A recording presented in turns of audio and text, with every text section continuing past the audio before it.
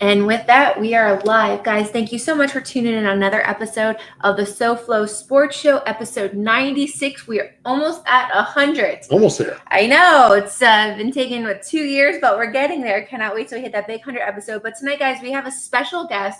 I am so excited to bring him on the show. He is one of the best, if not the best, sports anchors in South Florida.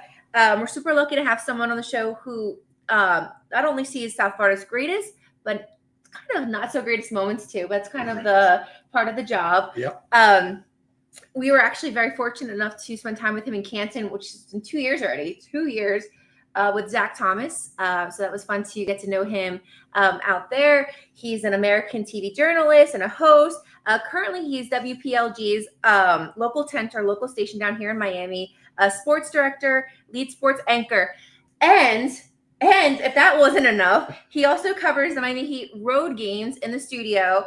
Both games. And so without further ado, love to bring on the show, Mr. Will Manso. How are you? Hey guys, it's good to be here. Made it to show 100. I'm glad I got in before 100. So you guys no, it's an honor to have you tonight. No, thank you so much. And one of my favorite taglines of covering South Florida sports too is that something's always going on. But it just seems like at this point, I mean, especially the last few months, it's nonstop. Yeah, today it's just perfect example. Today I was shooting a story. It was a feel-good story about a charity event that's coming up that involves a Heat player. And in the middle of that, my phone's going crazy with text messages about the Terry Rozier story today. Yeah. About a federal investigation. And I'm like, my God, can this town just ever be normal in sports? Can we ever just have a normal week where someone doesn't want to get traded or somebody doesn't get fired? But, I mean, you guys have been here long enough to know it's just the way we are in Miami. It's never easy. Yeah, no, I couldn't believe the whole Terry Rozier thing, too. I mean, the way he's playing this year, as bad as he's playing, I'm sure there's something going on that he's probably betting against himself again this year because it's just been crazy. But yeah, no, and listen, we got 4 professional sports teams here, and the Hurricanes are almost like a professional team as well. But, man, just covering the Miami Heat alone has been a total roller coaster ride. It's so much news breaking every day. It's been tough. Yeah, it's a wild ride, too, because for a long stretch, the Heat were considered kind of the normal team in town. You know, the Heat are very careful with what gets out, and you don't hear a lot of drama with them over the years. Now and then you have stories. Obviously, it happens. But for the most part, and then this year, it all is like gone sideways with the Jimmy stuff and the drama every day. And now, like I said, the Terry stuff. And it's just been so up and down. But it goes to show you how this town is, where every time you think you have calm, if something doesn't happen with the Dolphins, it happens with the Canes or the Heat or the Marlins or something. It's never just quiet. yeah, no, you do a fantastic job covering it. And so where I'd like to start is from the beginning, right? I want to get to know where you're from. Did you always want a career in sports? Essentially, what has been your journey and what led you to where you're at now?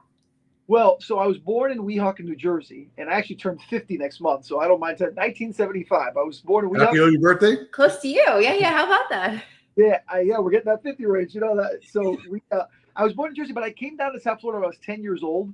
So my only background, like my dad was a diehard Yankees fan. So he was my parents are Cuban, so big baseball fans. The second I could hold a ball or walk, he gave me a bat, a ball. So I grew up around baseball. That was my sport. When I moved here to South Florida as a kid, though, all there was here was the Canes and Dolphins. That's it.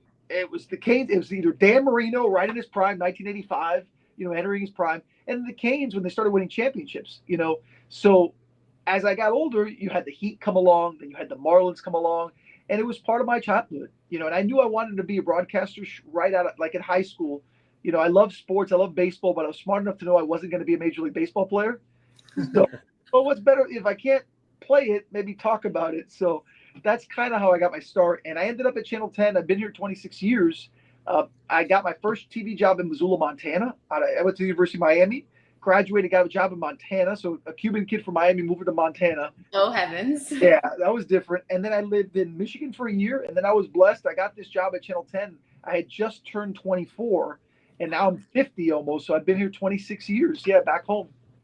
No way. So I'm from New Jersey as well. I'm born and raised. Oh, you wow. know Weehawken because I bring Lou to New Jersey just once a year, and he's amazed by like the names like Hohokus, Paramus, Weehawken, Seahawkers. So I don't know if you know Weehawken, but we'll get there on the map as well. But same like you, I grew up a Yankee fan, and I too believe it or not, wanted to play baseball I want to play for the Yankees, and got a little sidetracked and awesome that you're from Jersey as well. Yeah, Jersey. That's why when people laugh at me, they're like, "Wait, how are you a Giants fan?" So I'm a Giants fan because my dad didn't watch football at all. Like he was the old Cuban. Now Hispanics, Latins, they love Cuba. Cubans love football, and Hispanics love football. It's a different time. Yeah. And my dad didn't watch football. So as a kid, I saw Lawrence Taylor play when I was like 7 or 8 years old, and this is the coolest thing in the world. This guy's unbelievable, and that's when I fell in love with the Giants. Seeing Lawrence Taylor play and being the dominant player he was, and I got attached, and then that's how I became a Giants fan. That's amazing, and I will tell you, I'm not supposed to say it on camera, but the Giants are my NFC team. So that's I know. Lou's like, you don't have an AFC, NFC, but no, I went to the 2017 championship parade. You mentioned Lawrence Taylor, and my dad was a police officer in Jersey. He knew him he lived in my dad's town, so we have a lot in common. But crazy enough, but yes, the Giants are my and team. Will also, I think the Giants are the second team of a lot of Dolphin fans for beating the Patriots twice, specifically preventing the undefeated season in Super Bowl at Arizona. So, that was a big deal. And so, we have a nice affinity for the Giants down here in South Florida. Can't be a Jets and Dolphins fan. Like if I grew up a Jets fan, no way, it's just not possible. It'd be like me rooting for the Eagles. I'm the biggest Chiefs fan in the world, wanting to see them beat the Eagles in the Super Bowl now. And listen, I'll save you the joke from saying that, hey, it'd be nice if the Giants had a running back like Saquon Barkley, right? Sorry, Will. I had to do it. I'm sorry. Too soon. So let's get into Miami sports. I know Lou wanted to ask you, especially with the Canes. So Lou, you want to go for it? Yeah. Yeah. Being a grad for the Canes, and let's talk football really quick, and we'll try to touch all of the SoFLo sports. We'll start with the appetizer here, the Hurricanes. Football season, losing 2 out of their last 3 after starting 9-0 and having such a promising season. There were some kinks with the defense giving up so many points, and obviously that ended up causing them to hire a new defensive coordinator. But what did you make of the Canes and that collapse towards the end, and can't get over the hump and win a bowl game here? Yeah, I think there's 2 things really, guys, and that's you can separate the fact that the Canes had their best season in a long time. It's only their second 10-win season since they joined the ACC. That's not saying much because it goes to show how much they've struggled since joining the ACC. 20-plus years, only 2 10-win seasons. But I thought it was a step forward. I thought, having a Heisman candidate, having the number 1 offense in the country, showing that they could use the portal to get talent along with recruiting, I thought it was a big step to win 10 games. But I could also at the same time say, man, it was a disappointing finish. Like you just said it. To lose 2 out of 3, to lose to Syracuse in a game like that where you're up 21-0, to then go to the Pop-Tarts Bowl, not even win that. And I know all the talk about Cam not playing the second half, whatever. Bottom line is that all the feel-good of that start and everything we just talked about kind of gets forgotten because it ended so poorly. But if you really separate it, it was a good step forward. Now they just have to build off of it, because if they take a step back next year, then this year none of it mattered, right? It's like, okay, whatever. You had the best player in the country, basically, in Cam Ward, and that's why you were good. So if you don't make a step forward in recruiting, in the portal, and coaching with Mario and his staff, then none of that really matters. Right. Well, we did get Carson Beck in the portal, so that's big. And the schedule was released yesterday. Notre Dame comes down here. We go to Blacksburg. We're actually looking at going to that game personally. Right. So, it's either jump on it or get off the pot, because it's not going to get easier from here. Right off the bat. Notre Dame, the team that was in the national title game, right off the bat, and they're always going to be a good team with good recruiting and quality coaching and all that stuff. So right off the bat, and how about the fact that they get the Gators and Noles back-to-back games? Yes. That's going to be great. Yeah. Got to go for the state championship there. You have Florida and Florida State all lined up, so it's going to be a challenge. And you said Carson Beck, that was a huge get. If he's healthy, he's one of the best quarterbacks in the country. I don't know if he's Cam Ward good, because Cam Ward was incredible and he's probably going to be the top pick in the draft, but he can be damn good, where he could be a quarterback that leads you to big bowl wins and an opportunity to play in the college football playoff. No doubt. And I want to follow up with that, speaking of the transfer portal and NIL, I'm a big, college basketball fan specifically, and you saw what happened with Coach L, Jim Larinaga, longtime coach, took him to the first Final Four in school history. And, for him to say this is too much for me, and he basically walked away, because after that Final Four run, he had 8 people come into his office and say, hey, we're hitting the transfer portal. What do you make of this, new day and age in college athletics? I know that the athletes had no advantage, and they were really the system was against them. But now it seems like they have all the power and a little bit too much. And it's almost like free agency in collegiate sports. Where can we find a good medium where you don't, have so much turnover? I saw a kid that's been playing on his 4th school in 6 years. Yeah. That's not good for anybody, I don't think. A couple things. Number one is I can finally tell the story because it makes me laugh, because I think back to right after Coach L and the Canes went to the Final Four, I emceed a luncheon. It was Coach L and Dusty May, who took FAU to the Final Four. And before, when you see someone, you haven't seen them in a while, you say, hey, how have you been? And normally the answer is, oh, good, how are you? My family's good, whatever. Very cordial. I said to Coach L, hey, Coach L, how have you been? He goes, how have I been? I get calls every day from kids wanting more money. I got kids that want to transfer. I got head. And I'm thinking to myself, man, this can't be fun for a guy who came to the Final Four, that's the stuff he's dealing with. That's one side of it. The flip side is the kids have to get paid. And I say kids because we're older, but I mean, they're young adults, grown men, whatever, that they have to get paid. It's time. It's a long time coming. But we can all agree there has to be a structure. It can't be year to year free agency. That doesn't exist in any sport. No. Where if the Miami Heat, like right now, just like Tyler, hey, I'm an all-star. I'm going to go sign with the Spurs and play with Wembanyama next year just because whatever I want to. That's just not the way it works in any sport, and it certainly shouldn't be that in college football. So they have to find some sort of an agreement and a manner to do it. I think the coaches recognize it. I think the players even recognize it. But as it is now, if you're a player and that's open, you can't blame the kids for going to get money and for getting up. But it will change. I think it's going to change sooner than later.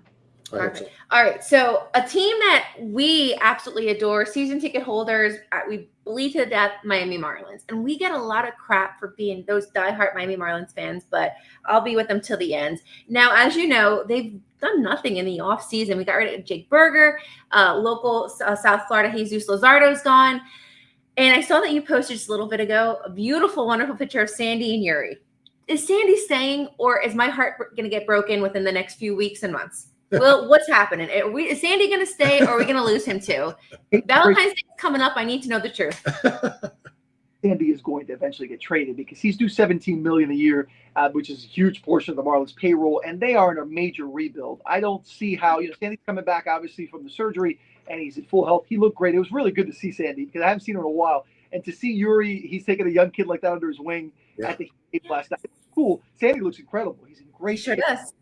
The dude is a horse. I mean, he is just a strong guy. He's every definition of an ace. But I think what's going to happen is he's going to show that.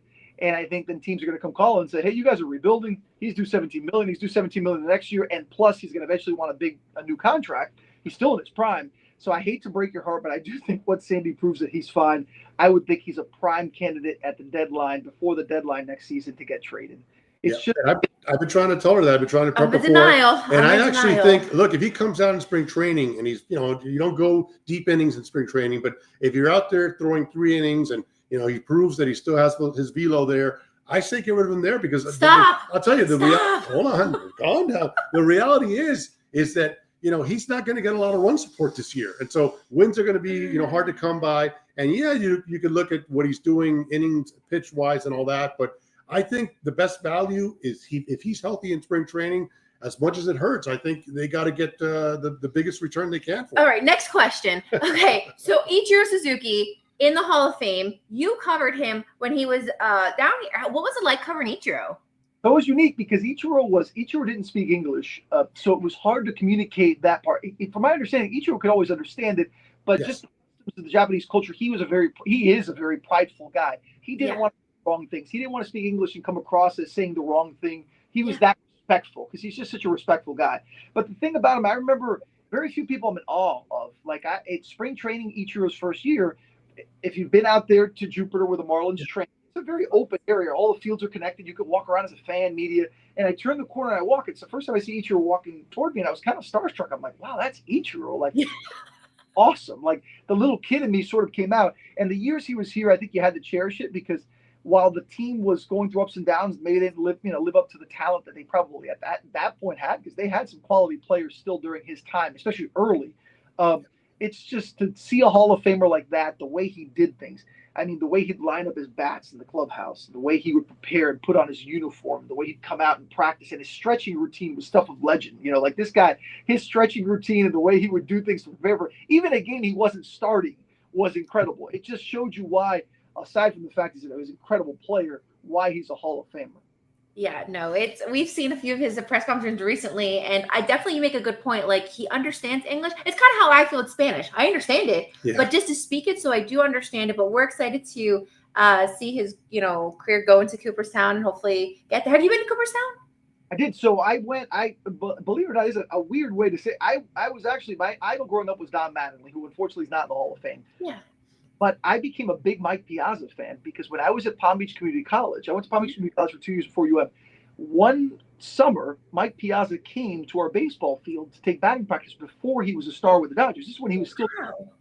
And I saw this dude hit. I'm like, my God, we had racquetball courts in the back, like out by center field over the fence. And he was hitting the back of the racquetball courts. And so I was working at a baseball card shop. So I went and I got every Mike Piazza card I could find. And hoarded it. I'm like, this guy's incredible. And then he became the Rookie of the Year, this great player. The reason I bring it up is because then I became a huge Mike Piazza fan. Even though I wasn't a Dodgers fan or a Mets fan, I loved Piazza. So when Piazza got in the Hall of Fame, I went. And it was awesome because it was Piazza and Ken Griffey Jr. in that class. So it was an awesome weekend in Cooperstown to be part of that. Well, I think I'm a reincarnation of you as a female because me being Italian-American, Mike Piazza is just the goat to me as well. So totally get it. All right, so let's. By the way, I got to mention, Mike Piazza was a Marlin for about a week. But listen, he was in a laugh. He was a Marlin for like 10 days. His youngest daughter and my oldest daughter actually ended up going to school together, which was crazy. They ended up going to they went to school together. So I got to meet him and know him, and I was like, I never told him I was the biggest fan. I was just the dad. I wanted to be the dad. So, see Mike Piazza, the dad, after his career. What a good, great guy, by the way, aside from a great player. So we want to cover three more things before we let you go. I know we got to go soon, but let's just get right to the elephant in the room. Jimmy Butler. Is it going to happen before the trade deadline? What's going to happen? So CBS put me on the spot. They interviewed me a few days ago. So I'm interviewing you right now. What's the deal with Jimmy? Is he staying? Is he going? What's going to happen? I've told everybody that in the last few days, I think he is going to be traded. I think they're doing everything in their power to trade him. I think it would be very difficult to continue in this relationship to figure out a way to make it work if Jimmy doesn't get traded. Now, I will say, I can't say with certainty he will, because we know that it takes two to tango. And it's going to take someone not just taking Jimmy, but it's going to take the Heat feeling comfortable with what's coming, because teams are going to them and try to do. But remember, the NBA is a little different because you've got to match money. You've got all the stuff with the taxes and the apron and all this stuff that you have to be kind of like an accountant or a CPA to figure out. But it's not just like for instance, if the Dolphins wanted to trade Tyreek Hill, they could trade Tyreek Hill for a second and a fifth and say, hey, give us a second and a fifth, we'll trade him. You can't do that in the NBA for Jimmy Butler. Like, you have to match money. I do think that will happen. I do think a team, whether it's Phoenix, you hear some of the other teams, potentially Golden State, other teams that could get involved, I think they find a way. Now, I don't think the return is going to be where Heat fans are going to be like, oh, my God, this is the greatest trade ever. Look what we got. I think it's a real case, guys, of addition by subtraction. I think moving on from Jimmy has been spectacular. I'll never say a bad thing about the Jimmy era other than the finish. The finish is going to suck. You said it best. But the ride was fun. 2 finals, a lot of great playoff Jimmy. In the end, it was all worth it, despite the way it looks like it's going to end. And I would agree with you. Right now, it's tough to be in his corner just because everything that's been happening. It's hard to defend those things, and it seems like he gets a chance after another chance, and at some point you run out of being able to run on your word. And so, but I agree with you. 2 finals appearance, almost a third. He hits that 3 against the Celtics in Game 7, and they're at a third finals against the Warriors. So I think you got to look back on that and give him his credit. I didn't go as far as having his jersey retired. No. I don't want to. Right now it's stuff to talk about, and we know Pat Riley holds grudges. But look, at the end of the day, his DNA is all over the Heat record book. Scrub it off. His performance against the Bucks, he dropped 50 points. It just, all right, not happening. That Jimmy, Will said it best. I think the wound is too fresh, so it feels eventually, maybe with some reflection, we'll feel better in a few years. We'll see. You're like a Dr. Phil, Will. I get a Dr. Phil vibe from you. Well, I also want to ask you, what's it been like? Just we showed last week on the show, you're interviewing him and got a couple of questions in, and it's to the point where at the end there, he's responding back to no comments, even though you got some good questions in. Yeah. What has it been like? And do you get prepped by the Heat? I know Coach Spo said, hey, don't ask him questions. He won't be answering it. How do you position yourself to ask these questions given this tremendous drama going on? And how do you go about that? You try to do it in a respectful way. You don't. Yeah. I'm not the kind of person here. Look, we got to ask the questions, because anytime that a player or a coach complains to us, and Spo did it recently, where he was saying the media is feeding into this. I disagree. There are moments where the media probably plays up stuff, but we didn't create this Jimmy saga. I never said Jimmy should get traded. I never said Jimmy. This is not a media-driven story. It is a Jimmy Butler Miami Heat story. Yeah. And so when we ask those questions, it's just the fans who want to hear the answers. Like, I'll sleep just fine tonight. Is Jimmy Butler traded or not? You know what I mean? Like, I'm going to be okay. I'm sure you are too. But there are fans that live and die with every situation. Like, they pay the money and they buy the jerseys. They deserve to know. So I guess to answer your question is, I asked the question respectfully. Look, Eric Spoelstra a couple of days ago didn't want any questions on Butler after the third suspension. I said to Spo, look, Spo, with all due respect, I understand what you're saying, but I'm just curious what you tell the players, because this is a distraction. And he respectfully answered it in a kind of an indirect way. I know he didn't like that, but you have to ask the question. Yeah. The reality is, this is not a creation. This is really going on. This isn't the fans' fault, and it's not the media's fault. Yeah. It's Jimmy Butler and the Heat that, for whatever reason, they're butting heads, and it's ending ugly. Exactly. Oh, I know I got one more for you, and I know Lou has one for you. Florida Panthers, do they do it again this year, or our little fairy tale kind of ends and we kind of move on? Do we repeat? I think they've been to back-to-back. People forget because they won last year. They go, okay, they won last year. Great. I mean, they were in the Stanley Cup final the year before. Yeah, I think when all said and done, is going to be one of the best 2 or 3 teams in hockey. Now, the road in the NHL is so hard, because like you could face Boston in the first round, and like a huge game, a tough team like that in the first round, or Tampa, or whoever it may be. Like, it's not easy, but they've proven they can do it. And they've sort of coasted through this year, like kind of like, okay, we got this. But they have the veteran leadership, a great coach, great core players that buy in, that I think they're going to turn it on. So barring injury or something fluky, I think they're going to at least be in the Eastern Conference final again, with an opportunity to get back to the Stanley Cup final. Yeah, and they've been to the Stanley Cup finals the last 2 years. And I want to ask you about that, because you covered it, especially, going back and forth to Edmonton. So what was it like to, just do that experience? Because we got off to that 3-0 lead, and then Connor McDavid, of course, comes out and says, hey, we're going to drag him back to Alberta. And they sure did, to the point where you were flying back and forth, in a short span of days there. What was that experience like, and how were those fans out there? It was stressful, and it was too much too fast, because remember the previous year we dealt with it with the Heat, where they almost blew a 3-0 lead, Yeah. So it was one of those crazy things where I'm like, what is going on here? And when they lost the game, okay, they lost 2, okay.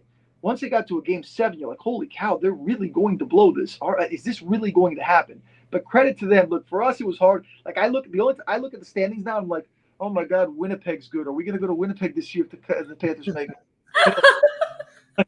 I could deal with like Minnesota or Colorado. We at least keep states. I don't want to go back to Edmonton. I don't want to go to Winnipeg. I don't want to go to any of these places. Oh my goodness! You don't want to use a passport. Funny. You don't want to use a passport to cover them in the Stanley Cup final. I understand. That's awesome. And listen, you mentioned, I know on Lexus Sports Sunday, how several times that was one of the best teams that you've covered. The guys were so much fun. I know some guys that have gone, Brendan Montour and Ryan Lomberg, right? Lamborghini. Did anybody have more of a fun time than he did? What was it like covering those guys and the post, Stanley Cup trophy presentation and parade and all that? You look at pro sports, right? You look hockey, while it is still big, obviously a huge deal, it is in America, it still kind of plays second fiddle to obviously football, even college football, the NBA, baseball, not as much. They're kind of like probably evening up a little bit. But my point being, hockey players in general don't get the amount of coverage that those players do. So they were really kind in the way that, I felt almost bad. Like some of the guys, I'd be like, I haven't been to every game. I'm covering the Heat and other stuff and Dolphins and stuff, and I haven't really been there. Yet they were so respectful, knowing that, hey, we're just trying to do our jobs to cover. And as far as fans go, like maybe not every fan was on the bandwagon, but come on in, man. We got plenty of room in the bandwagon. Come on in. Like they know how important this kind of stuff, like last year's title, is going to build the core of people in 15 years from now when they're our age or, in their 30s, 40s, 50s, when they're now 15, 20 years old, they're going to think that's when I fell in love with hockey because of that team. And they know that. They know the special connection they now have with South Florida. Absolutely. And if they win another Stanley Cup, who knows? This might just turn into a hockey town. We got the Winter Classic coming in next year. That's going to be awesome. Who would ever thought a hockey game at Lone Depot Park? I mean, that's a tremendous achievement for this team. Yeah, and we'll end on, I know we got to go, we'll end on we'll end on a sour note. The Dolphins. Does it turn around next year, or is it going to be the same dang Dolphins again? Does Tyreek stay? What's your final thought on the Dolphins moving forward? We know what happened this season, but what happens next year? It's a good question on Tyreek. I've been asked a lot this offseason about that, and there's still part of me that thinks he gets traded. There's part of me that I think they look at the situation and say, look, we need to pivot in a different direction if we can acquire draft picks while Tyreek's value is still high. But there's also a part of me that also understands how important Tyreek at his best is to this offense. Like when Tua and Tyreek are clicking, even though this hasn't been the explosive offense it was in year one of McDaniel and parts of last year or 2 years ago, I still think this offense has the potential. Devon Achane, the way he's developed, everybody knows Chris Greer, now back, after all the talk about whether he'd go or stay, whatever, he's got to rebuild and continue to build that offensive line. There are pieces on defense that I like, and Anthony Weaver, who's got a lot of talk as a head coach potentially, did a really nice job with that unit. I still have faith in Mike McDaniel that he can figure this out. That Mike McDaniel, I'm not the kind of person, a lot of people have kind of turned on him, like thinking, oh, he's not head coach material. I don't buy that. I think sometimes you have to be patient. These guys have to learn. Mike McDaniel came in his mid-30s as a head coach. You can't expect him to be Bill Parcells or Bill Belichick or some legend of the game that's been doing this for 30 years. So what do I think of the Dolphins? I think there's obviously some big decisions ahead. I think it's clear Tua's their guy. They have weapons and pieces. They have to draft well, hopefully make some nice free agent picks. And there's no reason in my mind this couldn't be a team in that playoff mix again. But I know the question is, okay, what playoff mix or playoff win? Playoff win or actually contending for a Super Bowl? That's a whole other issue when you've got Patrick Mahomes, Josh Allen, and Lamar Jackson to have to go through in the AFC. Definitely. Well, and a lot of people were against, running it back, right, with McDaniel and with Chris Greer. What has to happen for them to not be in this kind of a down conversation next year? Is it just win a playoff game? Is it win two? I know we haven't done it in a long time, but is it enough? Is the bar just to get a playoff game under their belt, or do these guys have to get to go on some kind of a run because, the talent is there and the window is short? Next year, it's win a playoff game. And you look at Stephen Ross, it's funny, early in his career when he became the Dolphins over, I kind of criticized Ross a bit because I thought his focus wasn't enough on football. Remember the orange carpet and all the celebrities? And I'm like, dude, this is about football, not that. But to his credit, Stephen Ross has put his money where his mouth is. And he spends money on the facilities. He spends money on the product. He spends money on the fans. Stephen Ross, to me, is a very good owner. The question is, has he made the right choices in keeping Chris Greer on the staff? That's to be determined, but I think the singular thing is they have to break this playoff drought. You're talking 20-plus years, almost a quarter of a century, 25 years without winning a playoff game. Like, it has to happen. So while I would love to say next year it's like, hey, Super Bowl, yay, great. But next year the step is you got to win a playoff game. Yeah. If they don't, then that means they either regressed or got in the playoffs and were one and done again. And to me, that means the end potentially of Mike McDaniel and Chris Greer. Definitely. Well, Will, thank you so much for hanging out with us. His favorite. All right, last thing I promise. Just tell me real quick. Favorite South Florida sports memory. If you had to put one on the book, what's the one you're going down with that you have? That was 06 Heat. 06 Heat winning the championship with Shaq and Wade. I was in Dallas and seeing once the ball got thrown up in the air at the end, going to the locker room, and all I remember was seeing Dwayne hugging the trophy in tears, Shaq hugging people, Alonzo Mourning in tears, Pat Riley in this sea of, you remember those cards? Pat was handing out those cards to people, giving out cards as motivation, putting it like on a big bin kind of deal where they saved, and it ended up being like motivational messages, family members for the players and things. Oh, wow. All over the floor. And just seeing that pure elation of a franchise finally winning a championship, nothing tops that to me. The only thing that will top that is when the Dolphins win the Super Bowl, which I hope is in my lifetime when they win it again. Yours in mine, Bo. Absolutely. We all agree with that. And that's a great memory. Of course, was when Pat Riley said, hey, I'm taking one suit, one tie to Dallas, and the rest is history. So, but Will, thank you so much for joining us. You've always been good to us, and always been great seeing you covering the sports that we love. And everybody could see you, obviously, on Lexus Sports Sunday and everything you do covering all our South Florida teams. And let everybody know where they can follow you. How can they stay in contact with you? You guys can always follow me on social at Will Manso. I think my name is on both Instagram. I'll post some videos and stuff, and obviously on Twitter, X, whatever you want to call it. But I love chatting sports with fans, and you guys keep up the good work. 100, that's nothing to laugh at. That's pretty damn impressive. To be able to keep the motivation to do 100 is pretty good. So congrats on that. Yes, it's never a dull moment. Well, thanks so much, and we'll be talking to you soon. Take care. Give my best to Caitlin. I will. Thanks, guys. Appreciate it. Take care. All right, Will. Thank you.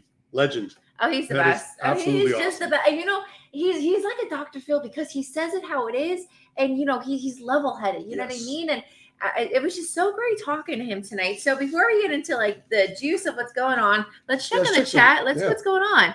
Brent in the house. Dr. Marino, I saw you in Seattle. Giants are Tom Brady's kryptonite. If anybody is wondering, yes, I have my Super Bowl jersey already picked out. So Russ's Eagles are heading to the Super Bowl. My brother said, go Hokies. Yeah, we don't know about that, but we will be seeing you in November. There's a question in the chat. Do hot blondes poop? You want to answer that? They do, yes. How about you want to? So if I may, I have Crohn's disease. So pooping's a very open topic, and we could do a whole show on that. That's a whole other show, yes. Yes, but we do. And let's see. And so, Russ, you asked Will's pick. Before you joined us, Russ, Will admitted that he's a huge Giants fan. So he is totally against your Eagles. You have no shot, for Will. He's a big Giants fan, so obviously very salty about Saquon being with you guys now. And we should have asked him. I know he's No, he did say it. I know, but I wanted to ask him his picks on the game. I guess we can recap it now. Yeah, we can tweet him. Yeah, no, it's we'll have to ask him for his official game pick, but yes, he's definitely not going for the Eagles. Sorry. Yeah. All right, so let's get into it. We'll hold off on the Super Bowl. There's a lot going on in Miami Heat basketball right now.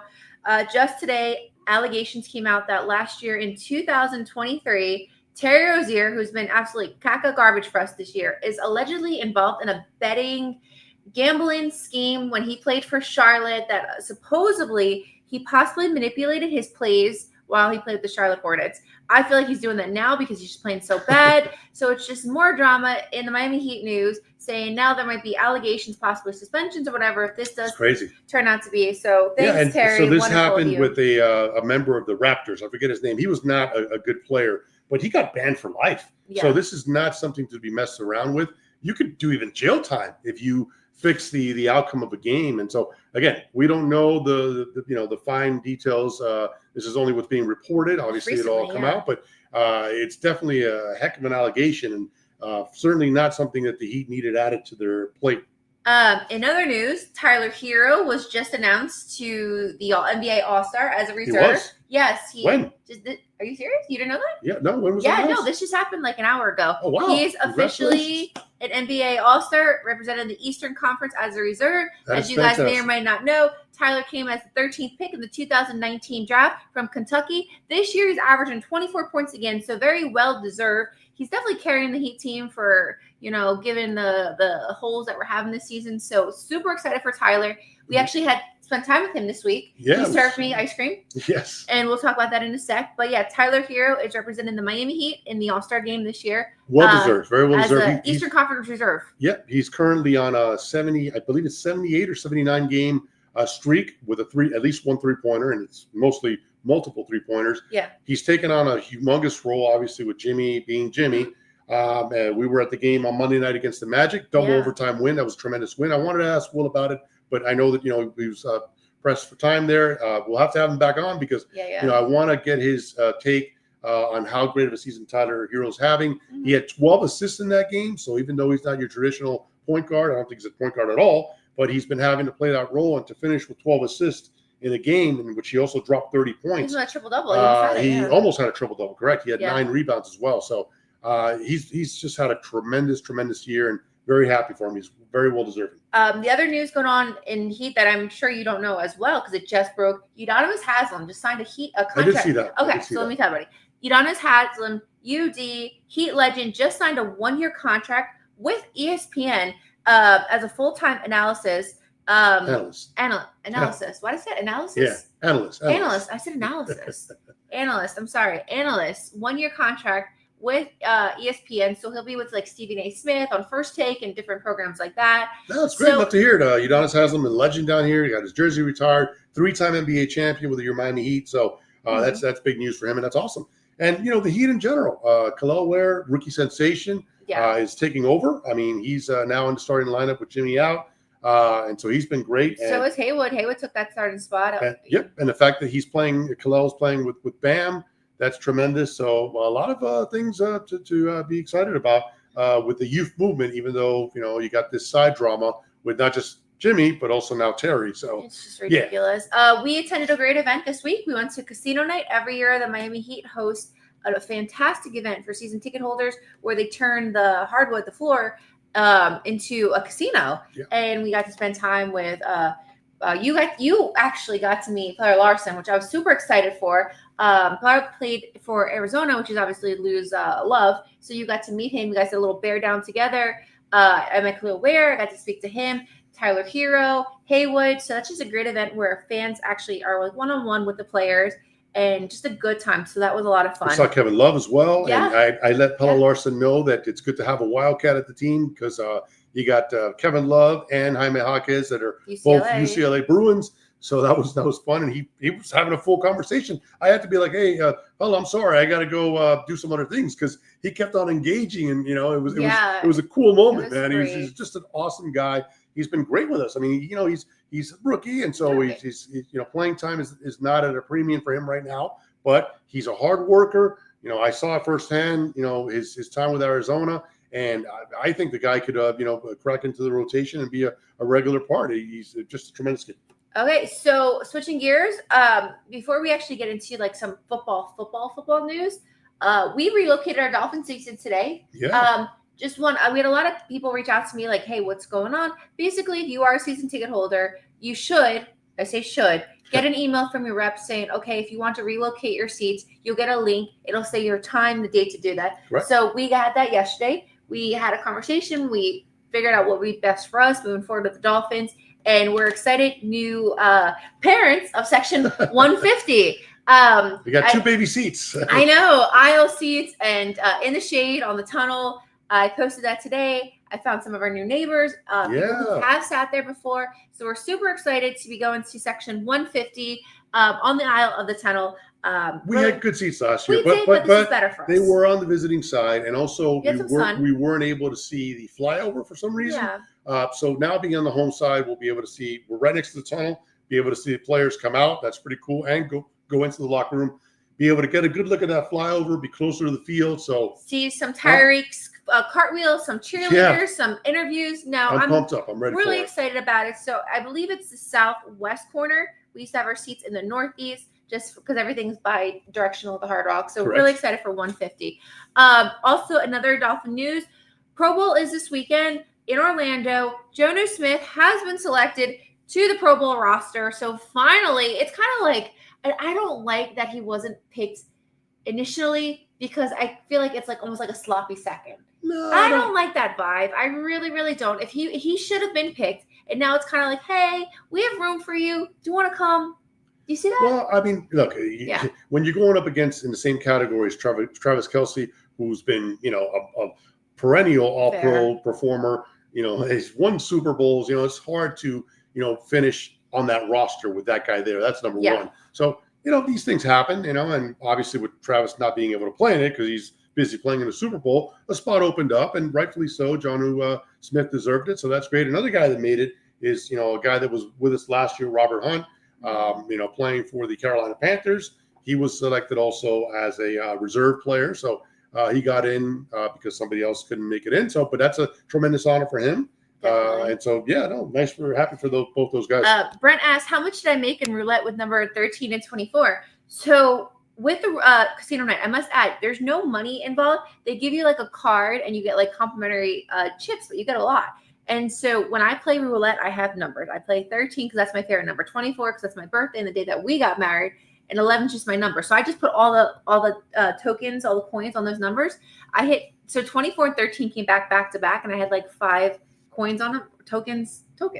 Yeah. So it was just, if it was money, if it was at the Hard Rock, this little mama wouldn't be here right now. So just saying.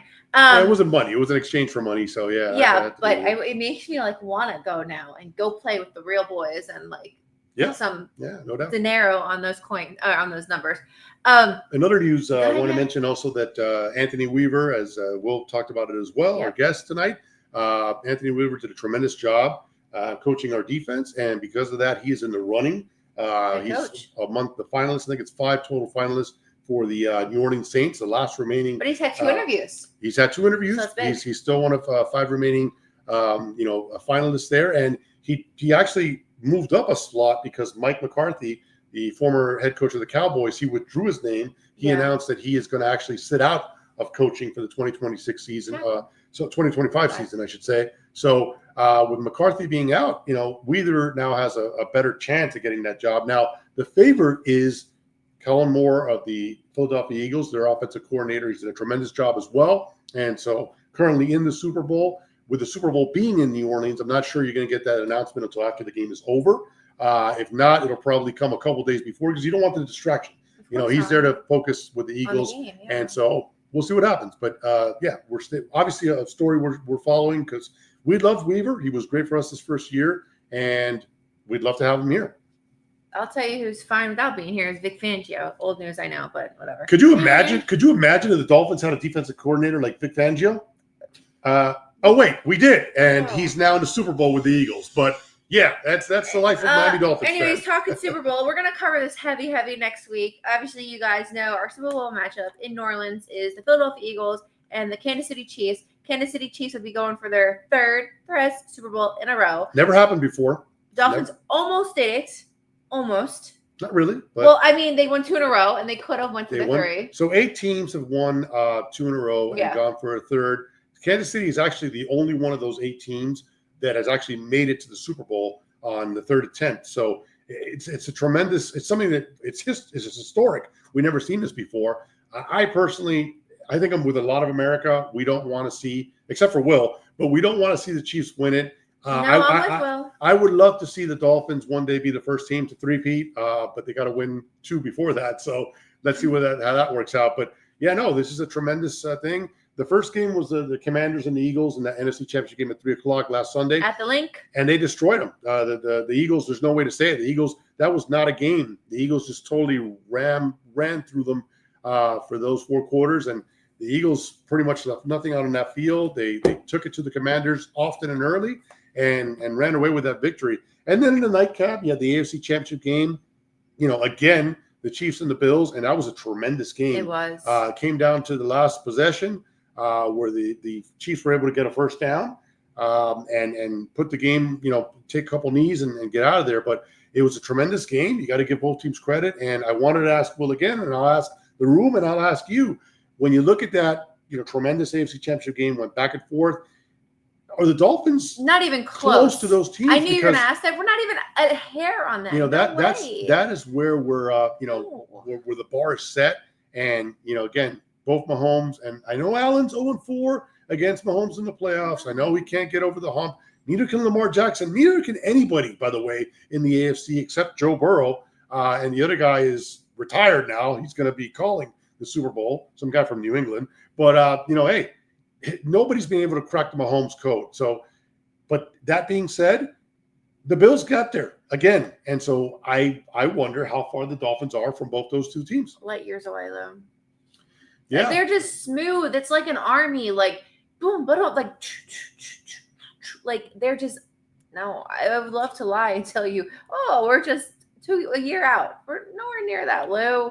They're just all in sync, and we are not in sync. And I wouldn't say we're nowhere near that. I would say that, right now they have quarterbacks that have proven that they can get to this, this round, which is the round right before the Super Bowl, and in Mahomes' case, back to the Super Bowl. And so you need to be able to have your quarterback. There's so many teams better than us. Pittsburgh, Baltimore. I wouldn't say Pittsburgh's better than us, and we don't know what's going to happen in Pittsburgh where their quarterback, where Russell Wilson is, not going to be, probably not be back as a starting quarterback. So we'll see. Lamar Jackson's Lamar Jackson. I thought he didn't lose that game. He did everything in position to get the Ravens into the AFC Championship game. But, we all know that Mark Andrews had a big fumble and that big missed 2-point conversion. So, there's teams in the AFC, but ultimately it comes down to Patrick Mahomes. So we'll see how that goes. So, guys, we're going to cover that heavily next week. Obviously, we'll have a Super Bowl episode. We'll talk about the bets, talk about the commercials. That's just something we do every year. We just cover the Super Bowl very heavily. And so stay tuned for that episode next week. We'll also be trying to get a guest on, somebody from Vegas, so we can see what those prop bets are and all that fun stuff. That's always fun. And, again, I'm going to give away I'm going to give you the updated standings for our SoFLo Sports Show contest. Part of the things that we've been doing the last couple of weeks in our contest is we've been asking them questions, pertaining to the game. And, that's what's awesome about the Super Bowl, right? Like, even if you're a non-watcher all year long, everybody watches the Super Bowl. And so everything from if the coin's going to land heads or tails, how long the national anthem's going to take, commercials, all that stuff. Yeah. Well, I did see what was announced this week, and Russ, you can confirm this. The Eagles are going to be wearing their green jersey tops, which that's kind of unique because they played them just 2 years ago on those same jerseys, and it was the Eagles' call. A lot of teams will try to flip the script since they lost that Super Bowl, but the Eagles are going to wear their home jersey. They're the designated home team, and they've chosen to wear their green tops. So that was the first news to break in the week off before Media Row and Super Bowl coverage kicks off on Monday next week. Definitely. All right, guys. So just got some. What did Russ say there? He's wearing his green. He's wearing his green, and Calvin's in the house. What up, Calvin? Yes, he does, and so it's incredible. Pat Riley has a trademark. I saw he has like 10 different versions of three-peat. The actual number 3, written out 3. He's got all those trademarks. So yes, he would get a percentage if the Chiefs were to three-peat. So another reason for them not to do it. My goodness. And guys, before we let you go, Jimmy, obviously, we covered this a little bit with Will. The Jimmy Butler saga, we have nothing else to report on it. I mean, it's another suspension. This one's indefinite. It's just a bad vibe down here. You have I was actually interviewed, if you guys haven't saw it yet, Trish Kosakis with CBS Miami. We had a great afternoon with her, and she interviewed me on the Jimmy Butler saga, and it's just not ending, right? And something is going to break soon, whether obviously he gets traded or we just let him kind of rot out here, people like to say. But people think it's going to happen soon, and as to the trade deadline's next week. So hopefully by the next episode, we'll either know if we're just going to have to deal with Jimmy's face for the rest of the season, or if we're getting some fresh new blood down here. Yeah, last week we were on the show, and when we did the show last week, we literally went to we started our show.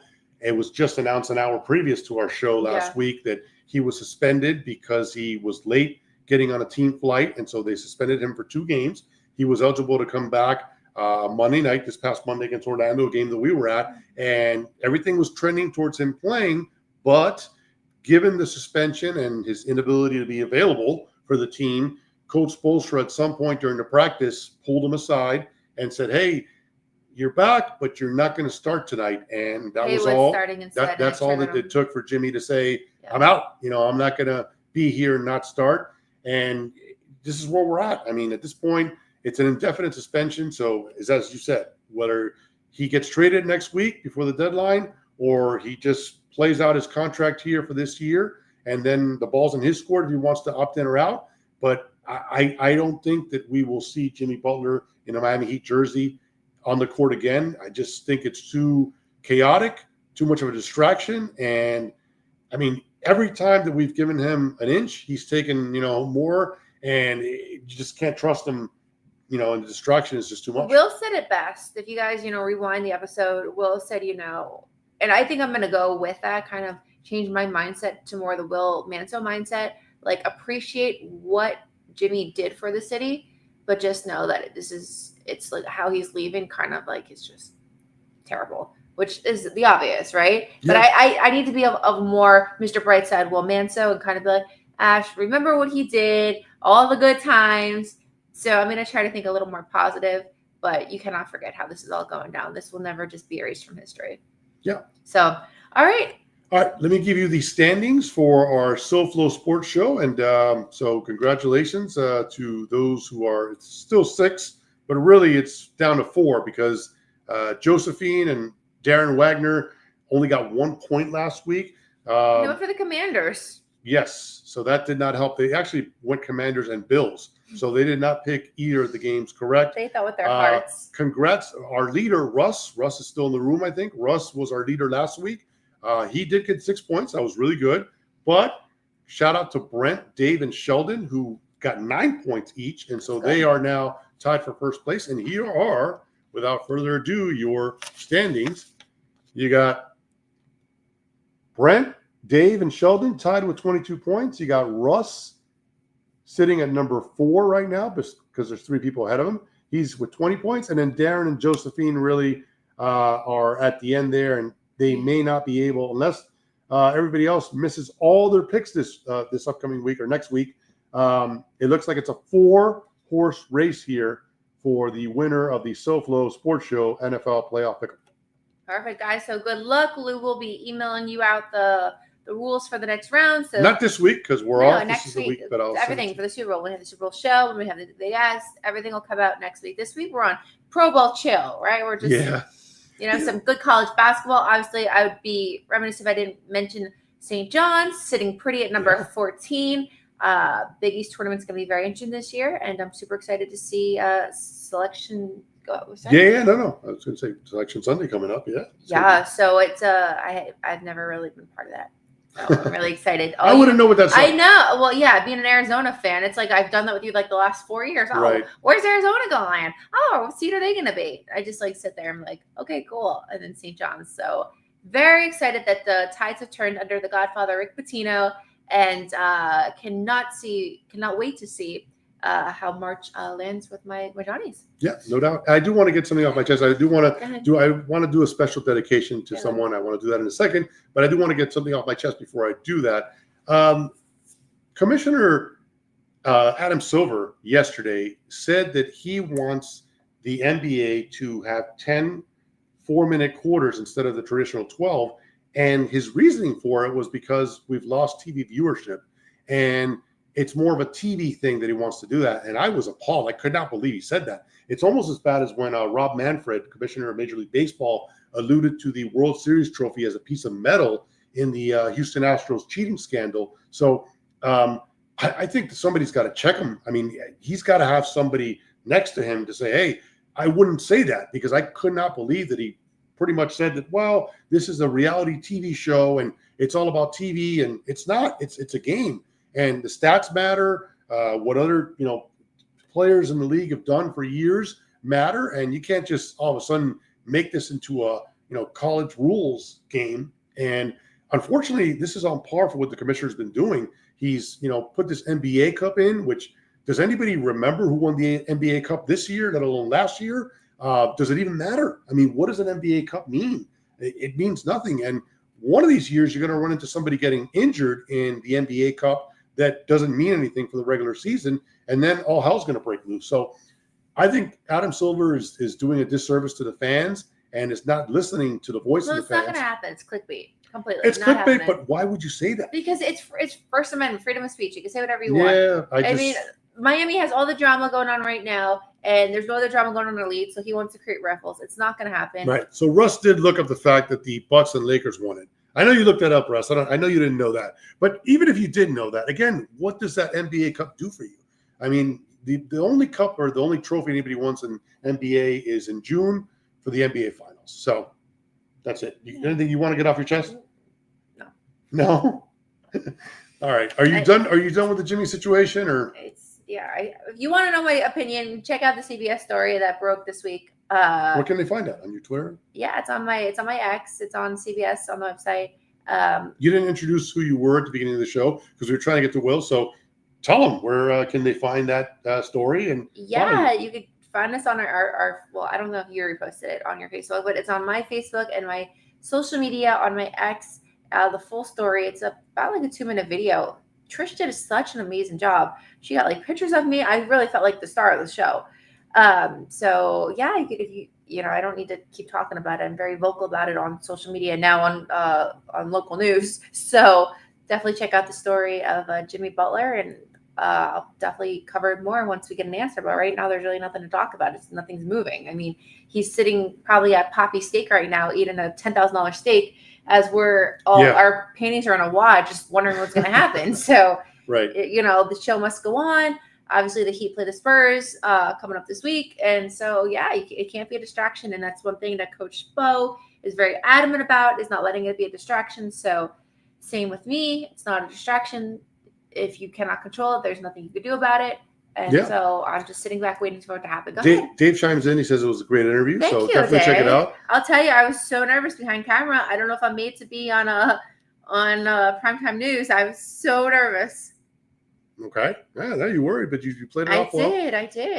Russ says it's going to be a long day. He's getting ready for the Super Bowl, and he's going to end up watching it in a private party. So that is awesome. I wouldn't know the feeling. I wouldn't know. March Madness almost here. Just one more month to go till we get to it. So that's great. Definitely. So, all right, listen, before we get out of here, we traditionally close the show out with the music that I like, music choice. But wait, before you say that, as you guys know, last night there was a terrible tragedy that happened in our nation's capital. So our thoughts and prayers are with everybody on the American Airlines flight from Wichita, Kansas, and the Blackhawk, because it is so terrible, and it's just, it's a nightmare truly planning out. So it's just really unfortunate what happened last night, and that was tough. And I'm not going to make it any easier, because I do want to, even though it was a sad moment today for a beloved person in the Miami Beach community.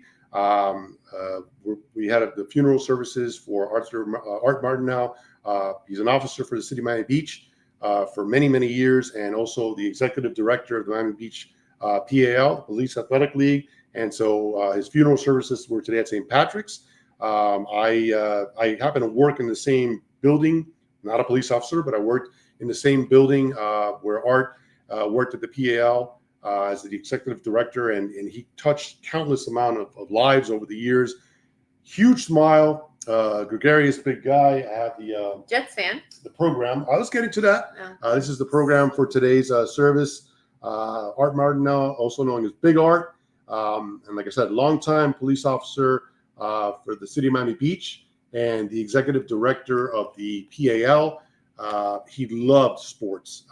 When I worked with Art, alongside Art in the same building for 6 years, we would talk sports all the time. And as Ashley mentioned, he was a big Jets fan. He's from Brooklyn, right? He's from Brooklyn, New York, and a huge Jets fan. And so we would always give it to each other back and forth. And what's funny is that we both never went anywhere. But he always we would always have great debates over our teams. He was very passionate about his team, but more than that, he was passionate about helping the youth in the community. He did so many programs for the younger kids in our community, disadvantaged youth as well. And as an officer, he worked all the major events here, the Memorial Day weekend, spring break weekends. He was the ambassador for what we would like to say the goodwill ambassadors down here, where he would pretty much interact the communities and interact with the community leaders to make sure that everybody was behaving themselves down here. And he did a great job being the person in the middle to bring all that together. And because of that, our city down here, Miami Beach, has been run fantastically during those major impact weekends down here. Just a tremendous man. Thoughts and prayers are with his family. Alexis, his daughter, I also worked alongside her, and so I'm thinking of you, Alexis.